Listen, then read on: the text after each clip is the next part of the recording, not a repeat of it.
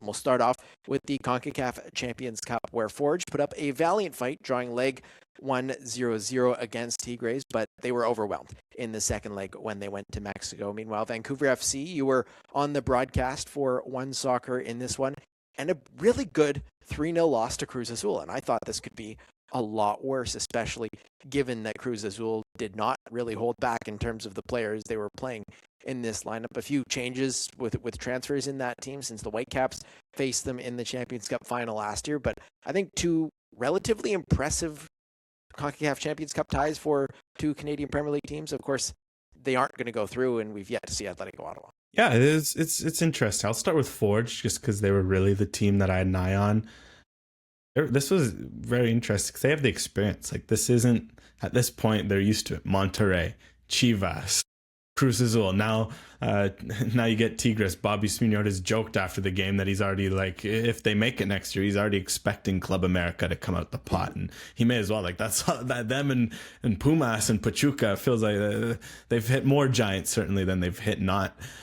So for them to really get that draw in leg one in particular was big because obviously they hadn't got any result against a Liga MX team. And what was fascinating about that leg one was like Tigres put out a strong team and Forge had chances. Like, it wasn't just a 0-0 where they got absolutely pelted, keeper stood on their head, and they got really lucky. Like, yes, their keeper stood on their head, and we'll talk about how, you know, ridiculous of a signing getting Dimitri Berteau was, because he looks like a potential Golden Glove shoo-in if he plays like this in CPL action. But the team itself was quality. Like, there were good chances, they had opportunities, and put in a fight. Obviously, leg two was a whole different story. Tigres put out another strong team. They signed a $5 million striker in between games just for good measure. He goes out and scores a brace coming from Club America. But no, Forge put in a good fight. But it just shows that, going forward, these teams are obviously going to need a lot more, just stronger rosters, and that's not, anything they don't know of. When one team has a salary cap of just over $1 million and other team has multi-million-dollar players, that's always going to be that gap. And MLS teams have had similar struggles against Liga MX side, but it was interesting to see that Forge, now that they've had this experience, are really starting to make it competitive. And to that point, that Vancouver came in as newcomers and didn't look out of place in leg one. That also, I think, kind of added to that idea. Are we missing the CONCACAF League in terms of a secondary competition? Because when any of the CPL teams get drawn against, a good MLS team or basically any Liga MX team, like, it's not going their way and they're not making deep runs in this tournament. The hope is, that they maybe win a round. Are we missing a chance for another trophy for these CPL teams when it comes to, continental competition because they scrapped that CONCACAF League? Absolutely. I think you have to think it, right? Like, what was great about that tournament, it was just not even the chance to make a deep run, but it just felt like it helped all those leagues, because the Honduran League, the Panamanian League, the El Salvador, right? The Forge played teams from all those countries, Costa Rican League even, I think, because they obviously had some teams in. Like, those are the sorts of games that it just felt like it would test the teams more and give them the opportunity. One suggestion I maybe could have, because, like, on the other hand, I don't want to completely eliminate this either. I know under the old system, if you went deep enough in a CONCACAF league like Forge did in 2021, you'd qualify anyways. But I wonder if there's a middle ground where if you could have a few earlier rounds where maybe you throw in some quote unquote smaller teams, right? Like, maybe you have, one of the CPL teams faces off against the second place Honduran qualifier, and then the Costa Rican team, comes in, and heck, even some of the lower ranked MLS teams, because, like, there are friggin' 10 MLS teams that come in, and not all of them deserve pot one buys, like, to a certain level. That could be beneficial, because there is something to be said about all these teams come in, they work so hard to qualify, and you're welcomed with these games, especially while the CPL teams are still in preseason. Yes, this format wouldn't necessarily change that, but I think they'd rather be playing a team from some of those leagues, El Salvador League, Honduran League, in January, February, then straight into a Liga MX behemoth. And then maybe that would help also some of those Liga MX and MLS teams avoid playing these games early in the season that just don't mean much to them either. And could it get more difficult for CPL teams as well, because you're going to have mid-season MLS teams soon in this competition compared to mid-season Liga MX teams. Like that's another 9 teams, as you mentioned, that are now going to be in form without any hiccups. Yeah, well, that's the other thing to watch. I mean, it goes two ways because either the format stays the same, and obviously you face that, or I mean, you see what happened in Europe, 'cause like Bodo Glimt, we've seen famously they're on a winter calendar in the Norwegian League, and in the Champions League, it plays right through.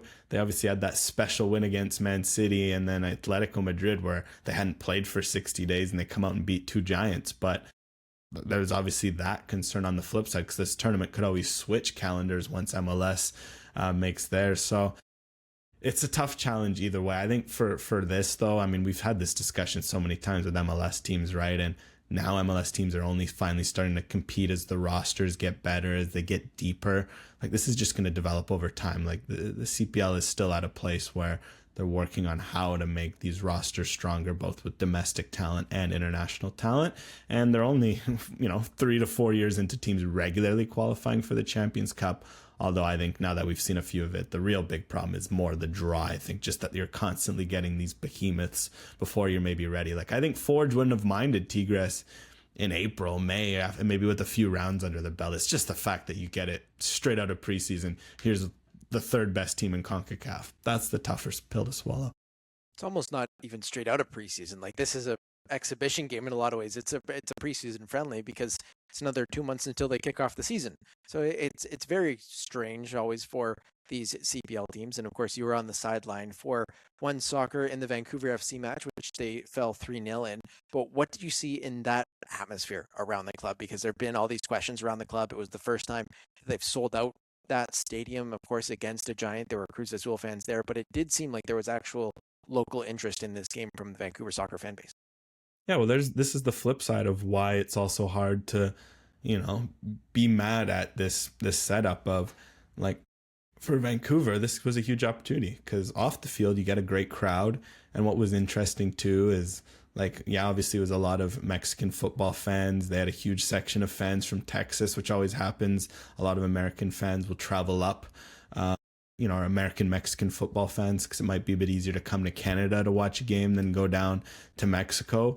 So, like, that was super cool. But a lot of these fans were all Vancouverites. They were all people who live in Vancouver and maybe hadn't checked out a game. So that was a huge opportunity to see that, there's a local football team that's obviously, trying to develop young players and do their thing. And then from VFC, obviously they were able to attract a different caliber of player than most off seasons because, when you've had 3 years of missing the playoffs as an expansion team, it's hard to sell yourself versus, you're making a CAN Champ final, playing in CONCACAF. All of a sudden, it's a little easier to hit a free agent and be like, might be worth signing on for the 2026 season and beyond. So that's the flip side. It helps you for recruitment. It helps you also to create this reputation because now a team like Forge, for example, they've played in CONCACAF for almost a decade because obviously they played in 2019 and since then. And now teams recognize Forge. Like, Forge has also signed some pretty big internationals like Omar Brownie. Remember when he came a couple of years ago, and a few others. And even now, the fact they signed a Dimitri Berto, I wonder